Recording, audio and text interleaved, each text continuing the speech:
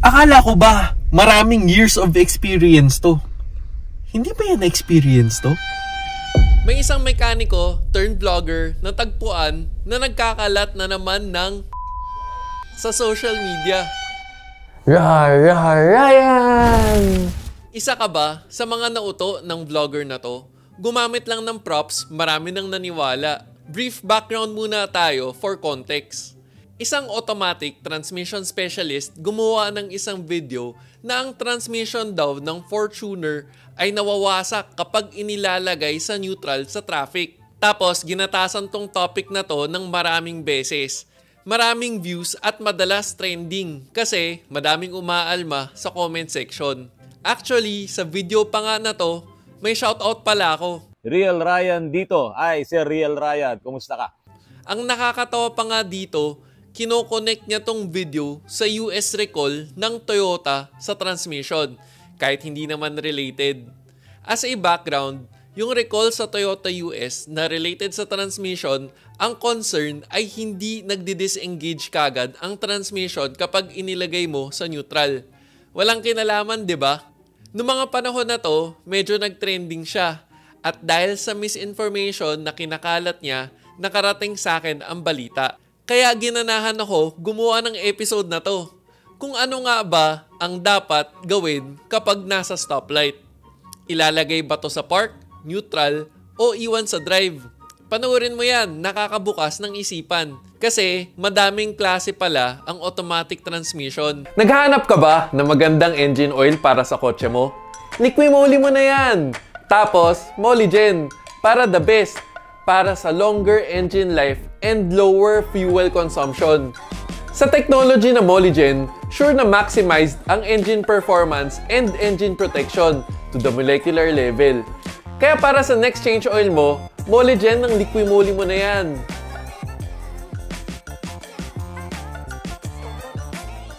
Pero madaming fanboys ng automatic transmission specialist na to na nagtatanggol sa kanya. Nang ibig daw niya sabihin ay bawal mag-neutral drive sa short traffic at hindi sa stoplight. So pinanood ko yung video at isasuggest ko rin na panoorin mo rin tong video na to kung tama nga ba ang intindi ko. May pinapakita pa siyang diagram kung paano gumagana ang automatic transmission. At wala naman daw siyang sinasabi na bawal mag-neutral. Pero bakit ang tip niya sa mga viewers niya sa video na kapag na-stuck ka raw sa traffic na nakadrive, imbes na mag-neutral, patay na lang daw ang makina? Kung mamimili na lang ako, ilalagay ko ba sa neutral? Or mananalangin na lang ako na wag masira yung sasakyan ko? Kasi kung sobrang traffic talaga hindi ko naman pwedeng pabayaan na maiinitan yung mga pasahero ko. Or pwede naman talaga, dahil nga gusto kong maingatan yung aking mga clutches, papatayin ko na lang yung makina, standby lang kami doon, hindi gumagana yung aking sasakyan. Kagulong mo, men! Speaking of gulong, eto, fun fact. Hashtag, alam mo ba na isa sa comfort factor ng sasakyan mo ay ang gulong? Ito ang Kinto Tires, Japanese technology made in Thailand. Ito ang tires for driving comfort. Maporma pa. May sense ba? Sa init ng Pilipinas, mukha bang gagawin ng mga automotive engineers na ganito kapalpak ang design ng sasakyan na maiinitan ka? Na hindi ka pwede mag-aircon sa loob ng kotse kasi kailangan mo patayin ang makina? Ang sabi sa akin, isa daw tong mekaniko, engineer, automatic transmission specialist, may shop, may years of experience. Pero bakit ganun ang tip niya sa viewers niya, di ba? Realistic ba? Tsaka sige nga, paano mo isa-start ulit ang sasakyan kapag nakaiwan sa drive at pinatay mo yung makina? Di ba? Hindi na magsa-start yun. Tapos ko gumawa ng video na to, na ang sabi ko, napakamot ako sa tip na sinasabi niya. Alam nyo ba anong ginawa niya? Naghanap pa siya ng kakampi. Yung idol niya, si Scotty Kilmer. Video po ito ng aking idol na vlogger. Automotive mechanic, pinakasikat po ito sa ngayon sa buong mundo. Pero tama kaya ang pagkaintindi niya? Ang sabi niya, si Scotty Kilmer daw ang pinakamalaking YouTube channel ng mga mekaniko. At kung naniniwala kayo kay Scotty Kilmer, maniniwala na rin daw kayo sa kanya Kasi pares lang sila ng sinasabi. Because he kept going neutral drive, neutral drive, neutral drive, and it wore stuff out inside. Yan, it wore is stop out. Inuulit ko lang po. So sabi po niya, masisira talaga ang inyong mga automatic transmission. Kung maniniwala po kayo sa kanya, syempre parang naniwala na rin po kayo sa akin. Dito sa episode niya na to, mas malala pa nga ang kinakalat nila. Na kapag daw ang kotse ay nakaiwan sa idle ng naka-neutral o park, ay makakapag-overheat ng transmission. Na kapag ka matagal na nakaminor or hindi mo dapat pagpahingahan ang iyong sasakyan na nandoon ka, nakapark ka or naka-neutral ka, hindi po dapat na naka-idling nagpapahinga ka sa inyong sasakyan. Sabi nga niya, patayin mo na lang yan. When you just normally driving, just leave it and drive. Unless you're going to sit for a lengthy period of time, then you better just shut the whole thing off. Cars were not made for sitting idling. They just were not designed for that. And things will wear out, the transmission will overheat. Na kapag ka ganun ang ginawa mo, mag-o-overheat ang iyong automatic transmission. Lalong mas kagulong moment, di ba? Hashtag, alam mo ba na may battery palang Hitachi na ang pangalan na ngayon ay Toflong Battery? Tapos, ang slogan ng Toflong ay the heart of the vehicle. Kaya dapat, literal na tough na at long-lasting ang battery nila. Mga Japanese talaga, masyadong literal. At ito rin ay ginagamit na OEM battery ng mga Japanese car brands.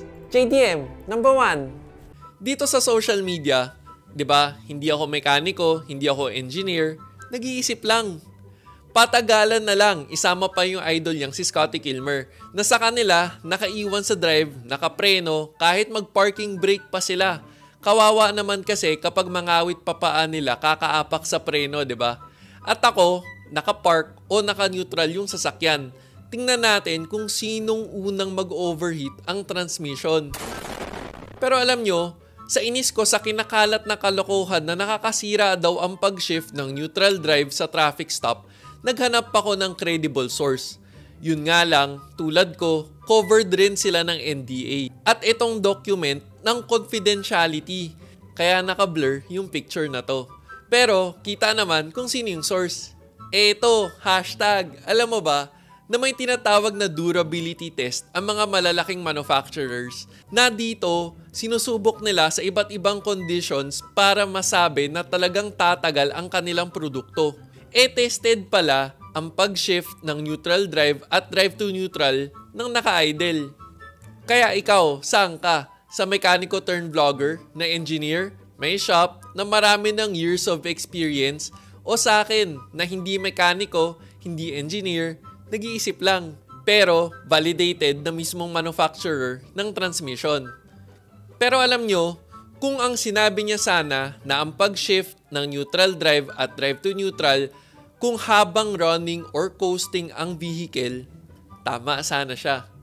Tsaka anong klaseng tip ang papatayin mo ang makina dahil kung naka-idle ka at naka-neutral, mag-overheat ang transmission? Hashtag, alam mo ba na may sariling linya sa cooling system ang transmission? Hindi naman air-cooled yan. Gusto mo ba ng episode ng paano nga ba talaga patagalin ang transmission ng sasakyan mula sa isang hindi transmission specialist? Comment below.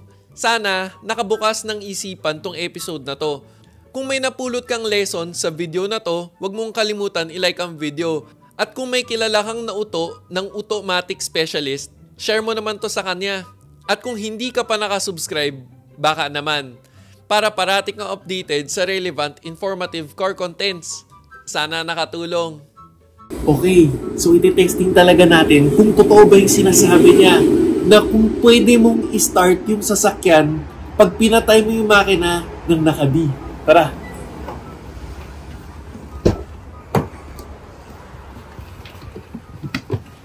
Pasok ka sa loob. So itong coaching to, Montero to. May electronic parking brake, may auto hold. So naka-on yung parking brake niya. So ilalagay natin to sa drive para i-simulate natin yung gusto niyang mangyari. Lalagay natin sa drive.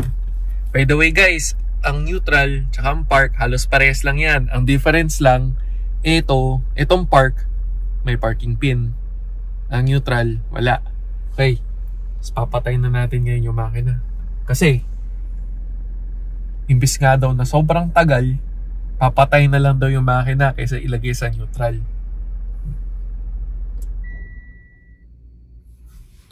Ba't ganun? Sabi niya, shift to P position. Ngayon, after 5 minutes siguro, na-traffic na't lahat. Tatry natin i-start ulit. Pipindutin na natin yung start. Ano sasabihin ng dashboard?